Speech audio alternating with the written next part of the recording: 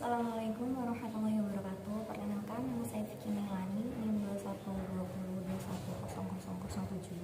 Di sini saya sebagai kelompok 1 untuk pemateri 1 dan anggota kelompok saya yaitu Muhammad Teguh Prasetyo dengan NIM 2120210007, yang dimana kami di sini akan memaparkan materi guna untuk memenuhi tugas UAS, yaitu dengan mata kuliah Qawaid Fiqhiyah fil Muamalah dengan dosen pengampu yaitu Bapak Fuad Riyadi LCMAG. Baik, lanjut saja pada materi. Saya akan menjadi pemateri pertama. Saya akan memaparkan materi saya, yaitu yang pertama tentang pengertian Qawaid Fiqhiyah. Baik, jadi Qawaid Fiqhiyah itu berasal dari dua kata, yaitu qawaid dan fiqhiyah, yang dimana dari kata-kata tersebut mereka memiliki kata-kata yang berbeda. Secara etimologi, kata qawaid jamaknya itu berasal kata kaidah jamaknya itu berasal dari kata qawaid. Mohon maaf kesalahan dari saya. Itu artinya asas, landasan, patokan atau pondasi. Jadi, sedangkan dalam menurut kamus KBBI, kaidah itu memiliki arti rumusan yang menjadi dasar hukum. Sedangkan kata fikih itu berasal dari kata fikih ditambahkan dengan nisbah yang berfungsi sebagai penjenisan atau penyandaran. Jadi kata fikih secara etimologi itu artinya pengetahuan, pemahaman, atau memiliki maksud pembicaraan dan perkataannya. Lanjut, jadi di sini saya akan menjelaskan pengertian kaidah secara hissi atau gimana pengertian kaidah secara materi. Jadi ditemukan dalam surat Al-Baqarah ayat 127 yang dimana berbunyi Bismillahirrahmanirrahim, wa yarfa'u Ibrahimu wa minal baiti wa Ismail rabbana taqabbal minna innaka antas samiul alim, yang artinya, dan ingatlah ketika Ibrahim meninggikan membina dasar-dasar Baitullah bersama Ismail seraya berdoa, ya Tuhan kami, terimalah dari kami amal kami, sesungguhnya Engkau maha mendengar dan lagi maha mengetahui. Lanjut. Jadi di sini pengertian fikih. Jadi di sini pengertian kata qawaid fikih itu dikaitkan dengan kata-kata muamalah, yang dimana arti muamalah itu sendiri memiliki makna yaitu saling bertindak, saling berbuat, saling mengamalkan, atau mungkin bisa kita sebut kata muamalah itu adalah cara-cara interaksi manusia antara manusia satu dengan manusia yang lain. Jadi pengertian muamalah secara sempit itu mungkin bisa dikatakan seperti itu tadi ya. Nah, sedangkan pengertian muamalah secara luas, al-dimyati memberikan rumusan yaitu menghasilkan duniawi supaya menjadi sebab masalah ukhrawi. Nah, jadi dalam pengertian di atas, berarti muamalah secara luas adalah segala peraturan yang diciptakan oleh Allah untuk mengatur hubungan antara manusia dengan sesama dalam kehidupan di dunia, yaitu dengan pergaulan sosial untuk menciptakan kesuksesan di kehidupan akhirat. Jadi mungkin bisa kita timbal balikan, berarti hubungan muamalah itu adalah hubungan interaksi manusia yang dimana dalam interaksinya itu kita sebagai manusia yang hidup di bumi itu harus menghasilkan kesuksesan untuk kelak di akhiratnya. Lanjut, dalam ruang lingkup qawaid fiqhiyah. Ruang lingkup qawaid fiqhiyah ini terdapat 4, yaitu yang pertama al-qawaid al-fiqhiyah as-sasiyah kubro, yang dimana artinya yaitu kaidah-kaidah fikih yang bersifat dasar dan mencakup berbagai bab dalam permasalahan fikih. Jadi dalam qawaid fiqhiyah as-sasiyah al-kubro ini terbagi menjadi 5, yaitu yang ke-1 al-umuru bil maqasidiyah, yang dimana artinya yaitu setiap perkara tergantung pada tujuan dan niatnya. Jadi mungkin bisa dilihat mengenai perkara dan perbuatan yang dibarengi yang diseiringi dengan niat. Maka perlu diperinci apakah dalam berbuat atau perkara tersebut itu termasuk lafaz yang sharih atau tidak sharih. Misal, contoh dalam kegiatan kita muamalah interaksi dengan manusia. Saya jual harta saya ini atau saya wariskan harta saya ini. Maka jual beli wasiat semacam itu sudah dianggap sah. Meskipun dalam hati belum ada niat sama sekali. Contoh lain, kita mengambil barang orang lain secara iseng tanpa sepengetahuan, kita itu bisa dihukumi sebagai menggosok, jadi meminjam tanpa izin, kurang lebih seperti itu. Mungkin untuk lebih perincinya lagi itu nanti akan dijelaskan oleh kelompok-kelompok berikutnya, karena di sini saya hanya membahas tentang pengertiannya saja. Baik, lanjut pada kaidah kedua, yaitu al-yaqinu la yuzalu bisyak, yang artinya keyakinan tidak bisa dihilangkan dengan keraguan. Contoh kasus, dalam kasus fikih siasat tentang pemilihan daerah, dalam komisi pemilihan daerah menyatakan bahwa kelompok A menang dan kelompok B kalah.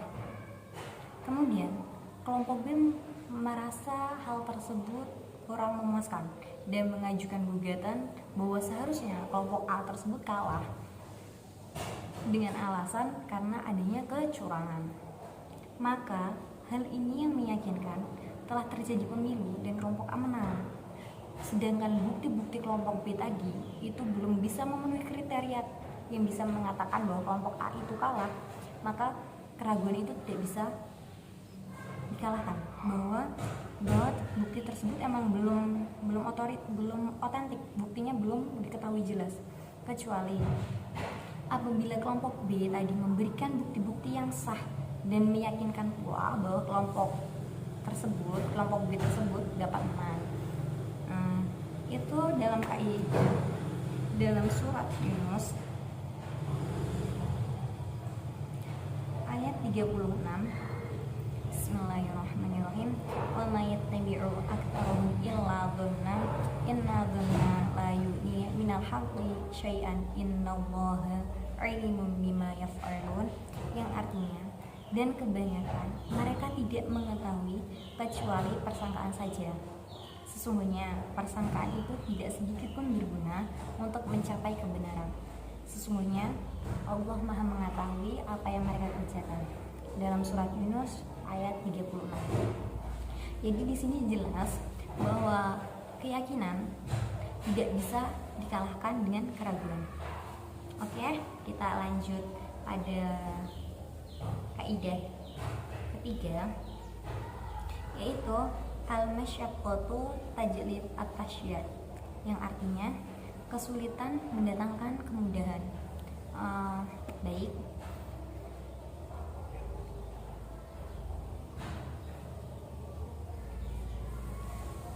mungkin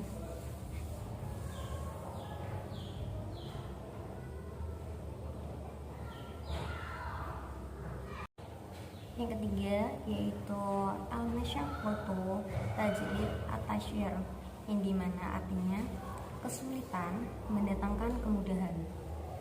Mungkin untuk pembahasan materi saya ini nanti bisa dipaparkan oleh pemateri lain dengan contoh muamalahnya. Yang keempat yaitu ad-daru yuzal, artinya kemudaratan atau kesulitan harus dihilangkan. Yang terakhir al-adatu muhakkamah, artinya adat kebiasaan bisa dijadikan hukum. Oke, kita lanjut lagi pada ruang lingkupnya. Ruang lingkup yang kedua yaitu al-qawaid al-qauliyah, yaitu qawaid yang menyeluruh dan yang diterima oleh mazhab-mazhab, tapi cabang-cabang dan cakupannya lebih sedikit dari qawaid yang lalu.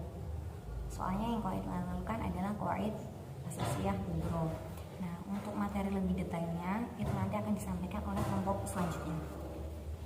Yang ketiga yaitu al-qawaid al-madhabiyah, yang dimana kaidah tersebut adalah kaidah madhab, yaitu kaidah yang sebagian madhab atau tidak pada madhabnya yang lain Kaidah ini terbagi menjadi dua, yaitu kaidah yang ditetapkan dan disepakati oleh satu mazhab. Yang kedua, kaidah yang diperselisihkan satu mazhab. Mungkin untuk lebih lengkapnya lagi itu akan dipaparkan oleh pemateri selanjutnya. Yang terakhir yaitu al-qawaid al-mukhtalaf fiha al-madhab al-wahid, yang artinya yaitu kaidah yang diperselisihkan dalam satu madhab.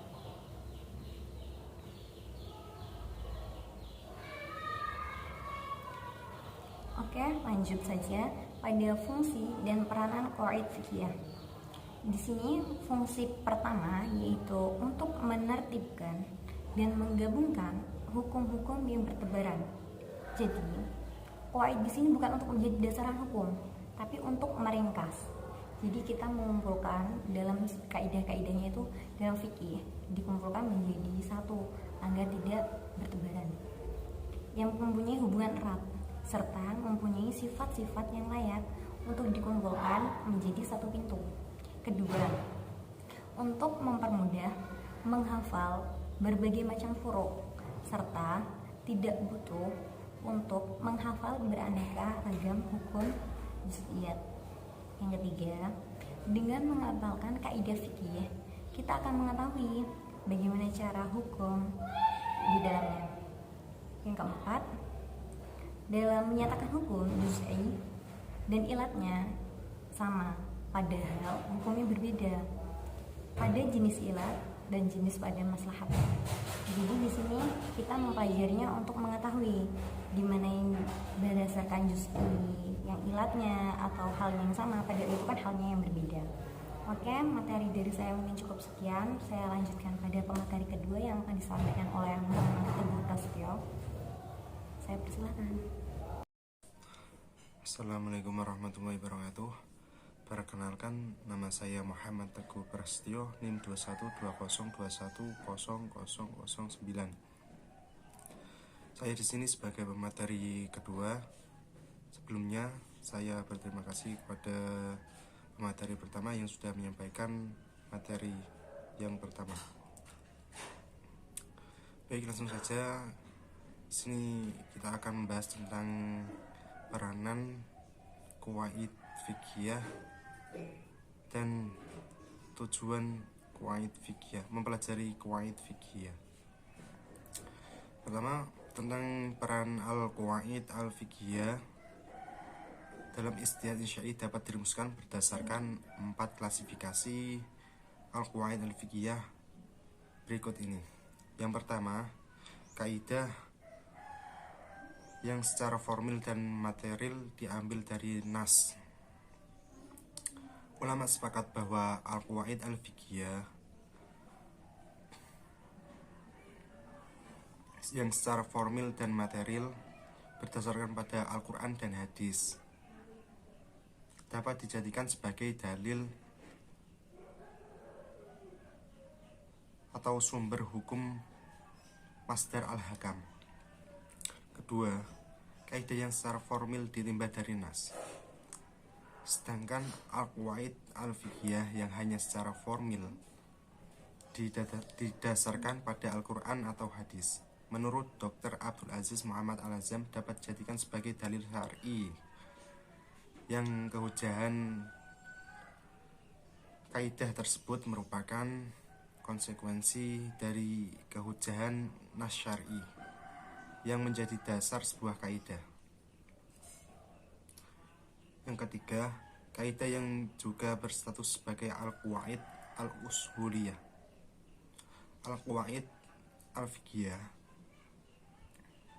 yang juga berstatus sebagai al-qawaid al-usuliyah menurut Ali Ahmad Al-Nadawi dapat dijadikan dalil metodologis dalam kapasitas ia sebagai al-qawaid al-usuliyah, bukan sebagai al-qawaid al-fiqhiyah.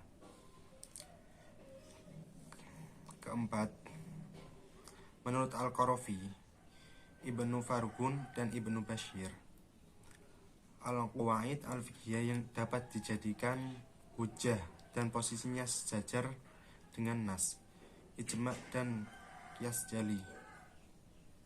Hal ini dapat dilihat dari pendapat Al-Qarafi dapat menyatakan bahwa keputusan hakim yang bertentangan dengan kaidah yang disepakati mesti dianulir. Ini merupakan bagian dari kaidah yang tidak termasuk salah satu tipe di atas. Penggalian hukum dari kaidah adalah metode yang tidak legal. Selanjutnya tentang tujuan mempelajari qawaid fiqhiyah. Tujuan untuk mempelajari qawaid fiqhiyah adalah untuk mendapatkan manfaat dari ilmu qawaid fiqhiyah itu sendiri. Manfaat qawaid fiqhiyah itu sendiri ialah pertama, dengan mempelajari kaidah-kaidah fikih kita akan mengetahui prinsip-prinsip umum fikih dan akan mengetahui pokok masalah yang mewarnai fikih dan kemudian menjadi titik temu dari masalah-masalah fikih. Yang kedua, dengan memperhatikan kaidah-kaidah fikih akan lebih mudah menetapkan hukum bagi masalah-masalah yang dihadapi. Ketiga, dengan mempelajari kaidah fikih akan lebih arif dalam menerapkan materi-materi dalam waktu dan tempat yang berbeda untuk keadaan dan adat yang berbeda. Keempat, meskipun kaidah-kaidah fikih merupakan teori-teori fikih yang diciptakan oleh ulama, pada dasarnya kaidah fikih yang sudah mapan sebenarnya mengikuti Al-Quran dan Al-Sunnah, meskipun dengan cara yang tidak langsung. Adapun tambahan 5, untuk mempermudah dalam menguasai materi hukum. Keenam, kaidah membantu menjaga dan menguasai persoalan-persoalan yang banyak diperdebatkan. Ketujuh, mendidik orang yang berbakat fikih dalam melakukan analogi atau ilhaq dan takhrij untuk memahami permasalahan-permasalahan baru. Terakhir, mempermudah orang yang berbakat fikih dalam mengikuti atau memahami bagian-bagian hukum dengan mengeluarkannya dari tempatnya. Mungkin cukup sekian presentasi dari kelompok kami, yaitu kelompok pertama. Terima kasih atas perhatiannya,